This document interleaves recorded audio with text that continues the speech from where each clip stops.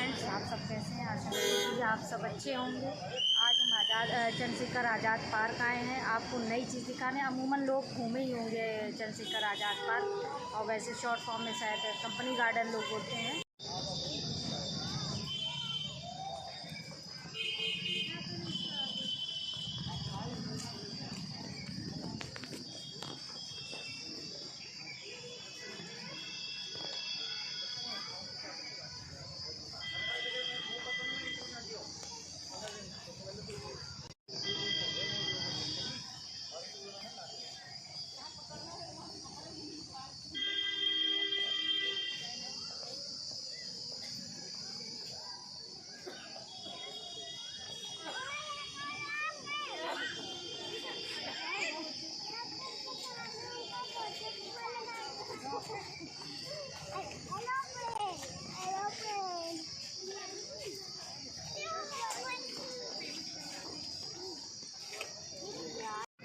हम लोग company garden के अंदर आ चुके हैं टिकट लेके।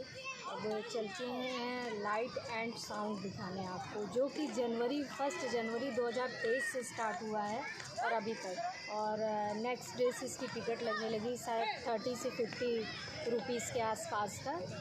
आज न्यूज़पेपर में मैंने पढ़ा था, तो उस हिसाब से मुझे अभी तो फ्री चल रहा है। आज संडे स्पेशल कुछ लाइट दिखाई जाएगी, सुबह न्यूज़पेपर में ऐसा भी दिया था। तो आइए चलिए देखते हैं। टाइमिंग फ्रेंड्स है 6:30 से 7:30 बजे तक, जो कि अभी तो स्टार्ट नहीं हुआ है क्योंकि अंधेरा नहीं हो रहा है।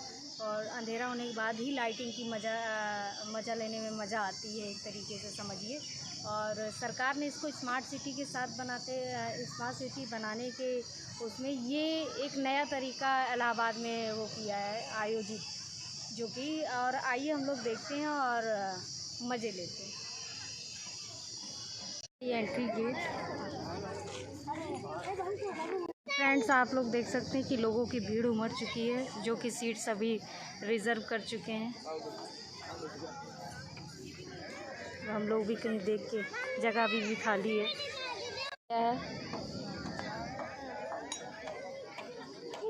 ये अन्या है, ये देखिए।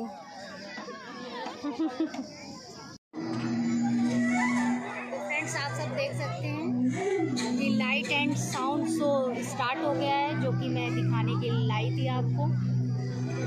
मैंने टुमारो जैसे कहा था, तो मैं टुमारो मीन्स 11 जून से टिकट लगना स्टार्ट हो जाएगा। और मैं चाहती हूँ कि आप सब भी आइए और देखिए और एंजॉय कीजिए।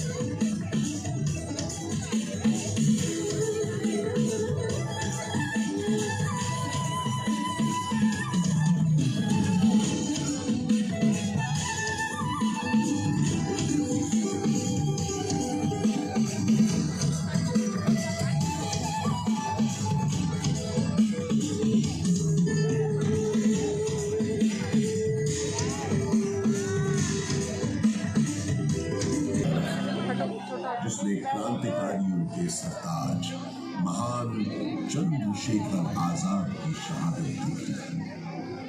बरसों से खड़ा हूं यहाँ, बहुत कुछ देखा है, बहुत कुछ सुना है।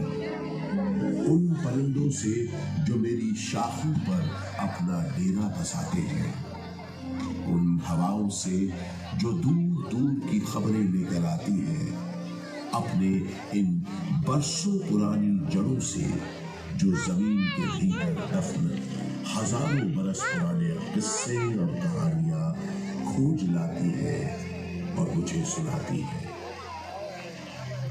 उन्हीं किस्से कहानियों के जमघट में जुड़ी एक कहानी मैं आज आपको सुनाता हूं। गंगा जमुना सरस्वती के संगम पर हजारों साल पुराने बसे हुए शहर की कहानी इस प्रयागराज की, जिसका वर्णन ऋग्वेद में भी मिलता है।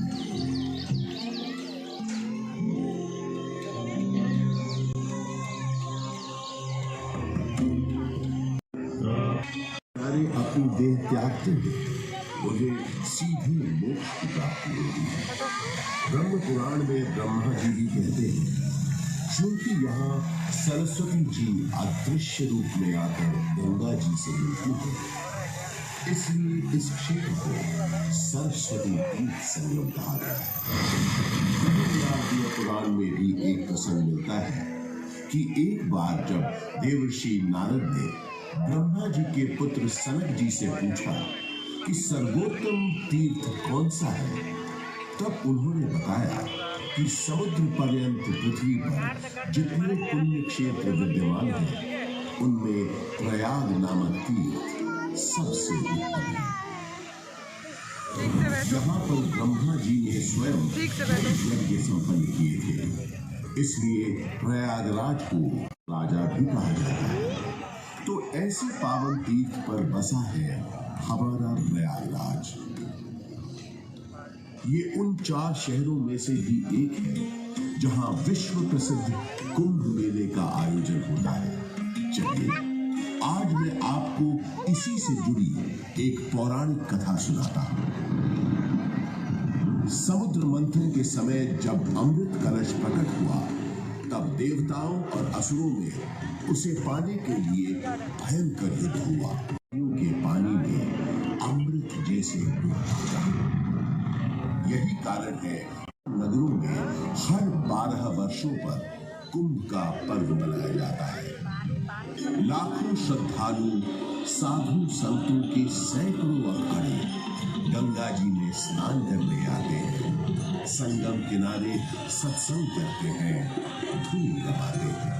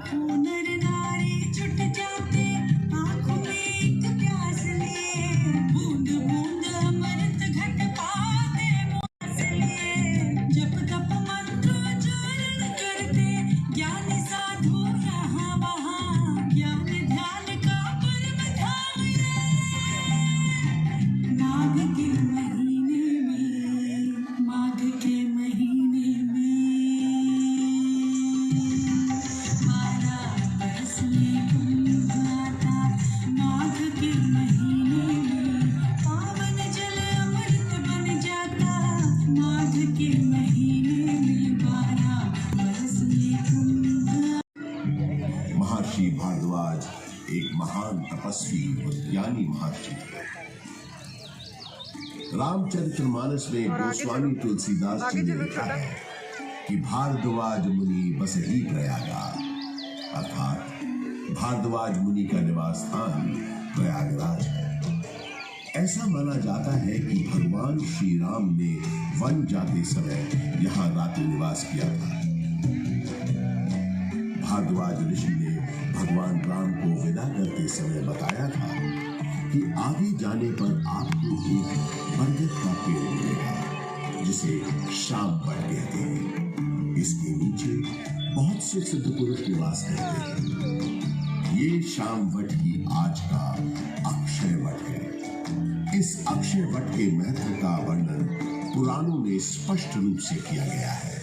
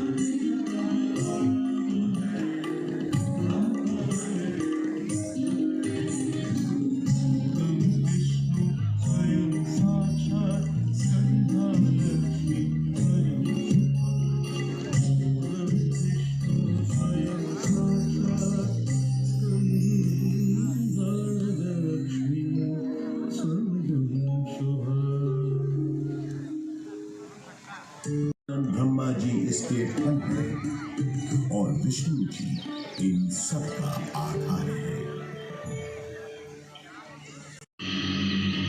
गौतम बुद्ध के काल में भी प्रयाग का बड़ा महत्व था। इसका एक बड़ा साक्ष्य है यहाँ उपस्थित अशोक की लाट।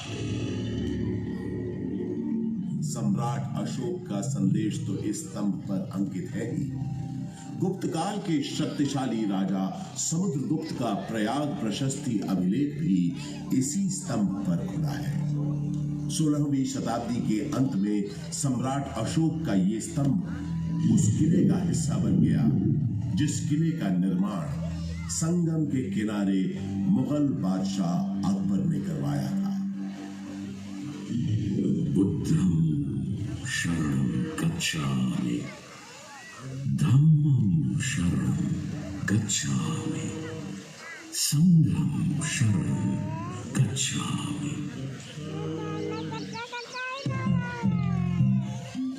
हजारों वर्ष पुराने इस प्रयाग नामक नगर के आध्यात्मिक और धार्मिक महत्व से बादशाह अकबर इतने प्रभावित हुए कि उन्होंने यहाँ एक नया शहर भी बसा दिया और उसका नाम रखा इलाहाबाद, जो वक्त के साथ साथ बन गया ईरानी हुकूमत का एक महत्वपूर्ण केंद्र बन गया। तो इसका एक जीवंत उदाहरण है। देश के 4 उच्च न्यायालयों में से तो एक ये है ही, इसके अलावा अनेक महत्वपूर्ण और ऐतिहासिक फैसले देने का श्रेय भी इस न्यायालय को जाता है। शिक्षा के प्रसार के लिए अंग्रेजों द्वारा बनाया गया इलाहाबाद विश्वविद्यालय इस शहर को उनका दूसरा महत्वपूर्ण योगदान था। इलाहाबाद विश्वविद्यालय की स्थापना 16 नवंबर 1887 को हुई। पूर्व का ऑक्सफोर्ड कहे जाने वाले इस विश्वविद्यालय का शुरुआती नाम न्यूयॉर्क सेंट्रल कॉलेज था। यहाँ का विद्यानगरम हॉल और 7 खंडी मीनारें इतनी सुंदर और आकर्षक है कि आते जाते लोगों की निगाहें बरबस अपनी ओर खींच लेती है। 20वीं सदी की शुरुआत से ही इलाहाबाद हिंदी साहित्य का एक बहुत बड़ा केंद्र बनकर उभरा। ऐसी ही कुछ प्रसिद्ध शख्सियतों के नाम एकाएक तब याद आते हैं जब इस शहर से जुड़े साहित्यकारों की बात होती है, जैसे हास्य व्यंग के मशहूर शायर अकबर इलाहाबादी साहब, फिराक गोरखपुरी जो उर्दू के जाने माने शायर तो थे ही के महत्वपूर्ण स्तंभ, मधुशाला के लेखक पुरोधा कवियों में से एक हरिवंश राय बच्चन और अपने नाम ही के अनुरूप हिंदी भाषा के निराले कवि सूर्यकांत त्रिपाठी निराला, जिनकी ये कविता तो अद्भुत है। देखा मैंने उसे इलाहाबाद के पथ पर, वो तोड़ती पत्थर, चढ़ रही थी धूप गर्मियों के दिन, दिवा का तमतमाता रूप, उठी झुलसाती हुई लू, हुई यूं जलती हुई भूख, गर्द चिंगी छा गई, प्राय हुई दोपहर। वो तोड़ती पत्थर, देखा मैंने उसे इलाहाबाद के पथ पर, देखा मैंने उसे इलाहाबाद के पथ पर। के साथ साथ राजहास गढ़ रहा है प्रयागराज। स्वतंत्रता संग्राम के अनेक शूरवीरों और गणमान्य व्यक्तियों का नाता इस शहर से रहा है, जैसे पंडित मोतीलाल नेहरू, राजश्री पुरुषोत्तम दास टंडन, महामना मदन मोहन मालवीय आदि। स्वतंत्र भारत के पहले प्रधानमंत्री पंडित जवाहरलाल नेहरू का जन्म इसी शहर में हुआ था। उनका महत्वपूर्ण हिस्सा बन गया। आजादी की बातें कर आता है सन 1857 का स्वाधीनता संग्राम, जिसका गवाह मैं खुद रहा हूं। अनेकों भीषण लड़ाइयां मैंने देखी। एक बार तो मुझे लगा था कि बस हमें विदेशी हुकूमत से छुटकारा मिल ही गया, लेकिन इसे बदकिस्मती कहें कि अंत में बाजी पलट गई। परंतु इन युद्ध की वजह से इलाहाबाद एक दिन के लिए ही सही भारत की राजधानी बना। वो दिन था 1 नवंबर 1858।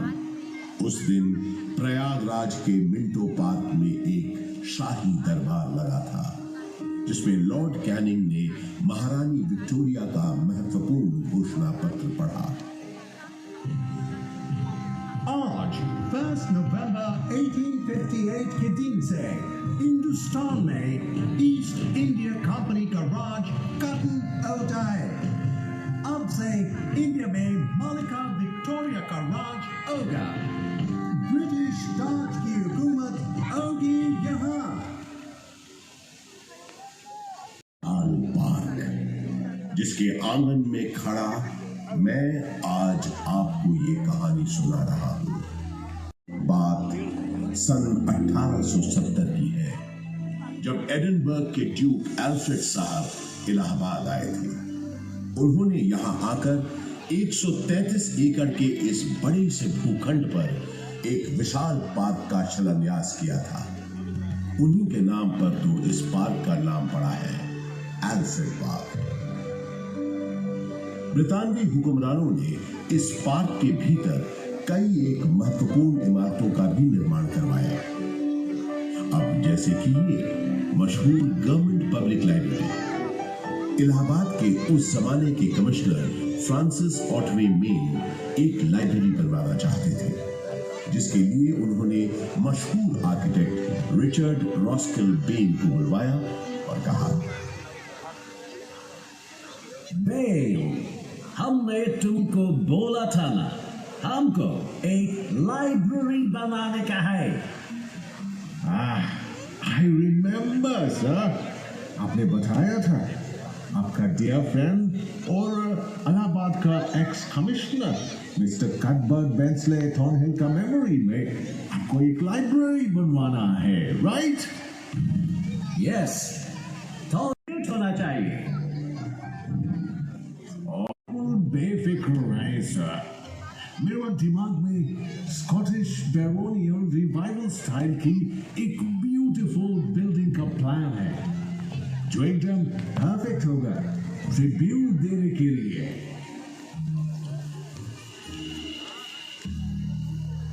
वादे के मुताबिक श्रीमान बेन ने एक बहुत ही खूबसूरत इमारत बनाई जिसे उस जमाने में थॉर्नहिल मेन मेमोरियल के नाम से जाना जाता था, और आज हम इस शानदार इमारत को गवर्नमेंट पब्लिक लाइब्रेरी के नाम से जानते हैं। यहाँ इस लाइब्रेरी में लगभग 1.25 लाख से भी ज्यादा किताबें और अन्य ऐतिहासिक दस्तावेज मौजूद हैं।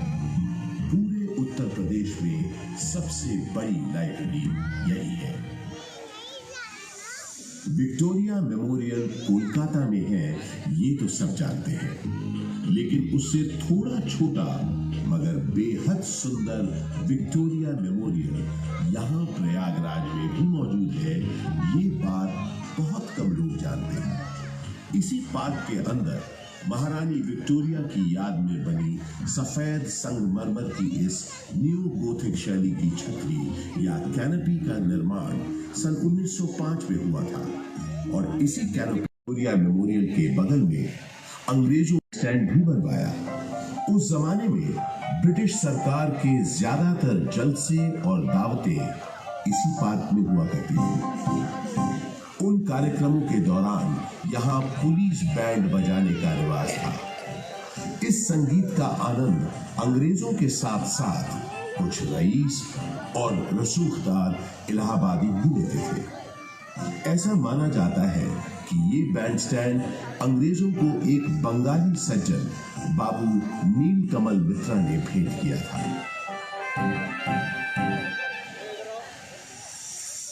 पंडित बृजमोहन व्यास और कुछ अन्य गणमान्य व्यक्तियों के प्रयासों से इलाहाबाद संग्रहालय की एक छोटे से स्तर पर शुरुआत सन 1931 में ही हो गई थी। एल्फ्रेड पार्क में म्यूजियम के वर्तमान भवन का शिलान्यास पंडित नेहरू ने 14 दिसंबर 1947 को किया, और भारतवर्ष के 4 राष्ट्रीय संग्रहालयों में से एक इलाहाबाद म्यूजियम सन 1954 में आम जनता के लिए खोल दिया गया। यहाँ पुरातन शिल्प कृतियां, प्राचीन पाषाण प्रतिमाएं, कांसे की दुर्लभ वस्तुओं और पांडुलिपियों के अलावा 75,000 से अधिक कलाकृतियों का एक ऐसे स्वतंत्रता सेनानी के नाम के साथ भी जुड़ा है जो कभी फिर न आया और हमेशा आजाद ही रहा। वो महान स्वतंत्रता सेनानी थे चंद्रशेखर आजाद। भारत के स्वतंत्रता संग्राम में इनका अभूतपूर्व योगदान रहा है। मशहूर क्रांतिकारी दल हिंदुस्तान रिपब्लिक एसोसिएशन को हिंदुस्तान सोशलिस्ट रिपब्लिक एसोसिएशन के नाम से न सिर्फ उन्होंने पुनर्गठित किया, बल्कि भगत सिंह, राम प्रसाद बिस्मिल, अशफाक उल्लाह खान जैसे अनेक क्रांतिकारियों को उसमें शामिल भी किया।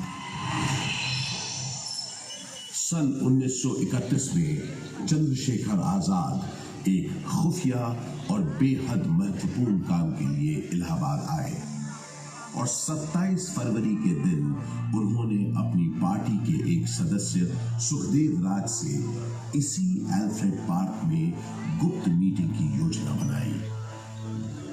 किसी भेदिए ने यह सूचना British police officer mister Nott Bower को दे दी।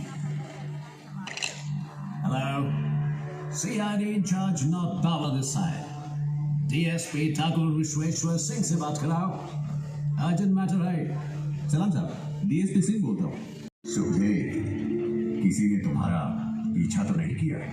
आप निश्चित रहें, पूरी सावधानी बरतिए। शाबाश सुखदेव, शाबाश।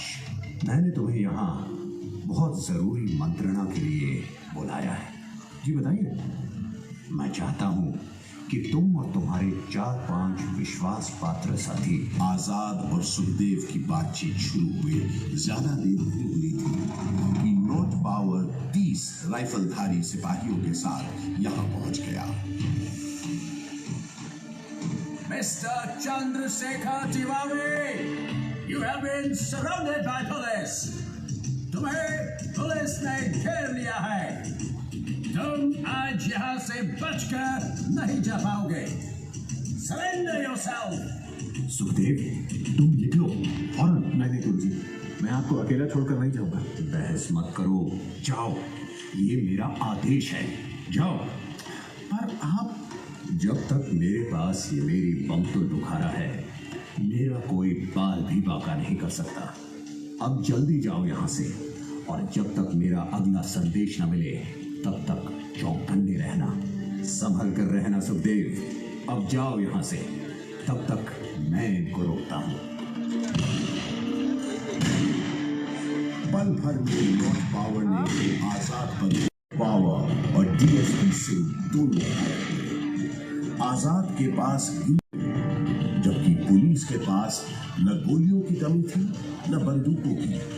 फिर भी आजाद उनसे अपने पास बची आखिरी गोली तक लोहा लेते रहे। आजाद ने प्रण लिया था कि वो हमेशा आजाद रहेंगे। उन्होंने अपना प्रण निभाया और वो हमेशा आजाद ही रहे। उन्होंने अपने पास बची आखिरी गोली से अपने प्राण न्योछावर कर अपनी प्यारी मातृभूमि के लिए आत्म बलिदान दे दिया। स्वतंत्र भारत का सपना अपने दिल में लिए वो शहीद तो हो गए, लेकिन हिम्मत और बहादुरी की मिसाल चंद्रशेखर आजाद हमारे दिलों में हमेशा के लिए अमर हो गए। आज हमारा भारत देश एक स्वतंत्र देश है, तो उसका श्रेय शहीद आजम चंद्रशेखर आजाद जैसे लोगों के उत्सर्ग को, उनकी शहादत को जाता है, जिन्होंने अपनी जान से भी ज्यादा प्यारी मातृभूमि के लिए हंसते हंसते अपने प्राणों की आहुति दे दी। आजाद अक्सर कहा करते थे,